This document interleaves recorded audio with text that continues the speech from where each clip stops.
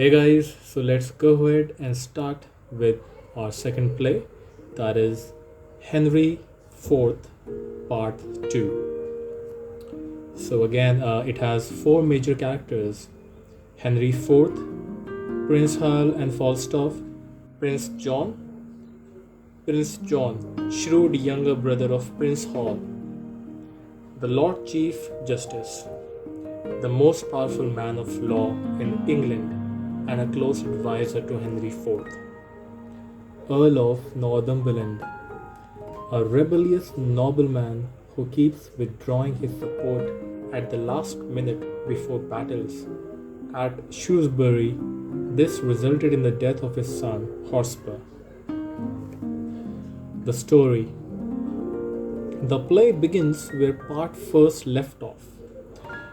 With England embroiled in civil war, Henry IV has just won the Battle of Shrewsbury, but there are still many rebels, including the Archbishop of York, Thomas Mowbray, and Hotspur's father, the Earl of Northumberland, who want Henry dethroned.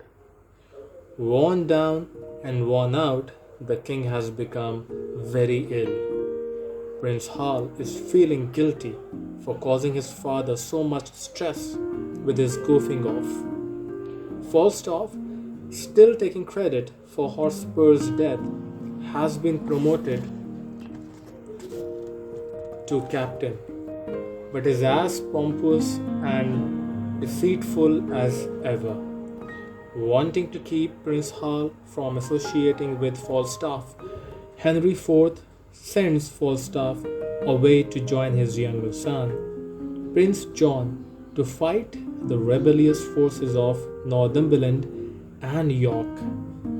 Falstaff gets himself in and out of various and amusing predicaments along the way, stopping in taverns and brothels to recruit men to lead into battle in support of the king.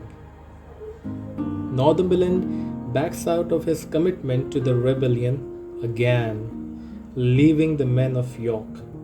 Mowbray and Hastings outnumbered by the king's troops. Word arrives at the rebel camp in Yorkshire that Prince John's troops are closing in and that the prince has been authorized by the king to broker peace with the rebels. John agrees to let the rebels go free and tells them to dismiss their troops.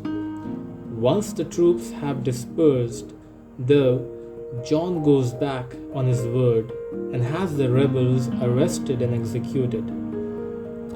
After hearing the news that the rebellion has been put down, the king takes a turn for the worse. Prince Hal comes to his father's side and, thinking him dead, takes his crown off his head. The king awakens aghast and expresses his disappointment in his son. The prince starts weeping and apologizing and making promises to his father, who forgives him before dying. Prince Hal is crowned Henry V and assures his brothers and followers that he has put the folly of his youth behind him and will be a strong and just leader. Word of the king's death reaches Falstaff, who is overjoyed with the presumption that great wealth and power will be awarded to him now that his BFF Hal has become the new king. Quite the opposite occurs, though, with the king banishing Falstaff and his cohorts, who are not allowed to be within 10 miles of the king. Henry does offer them an income, though, to keep them from reverting to their old criminal ways. The king leaves to consult Parliament on the stirrings of a war with France.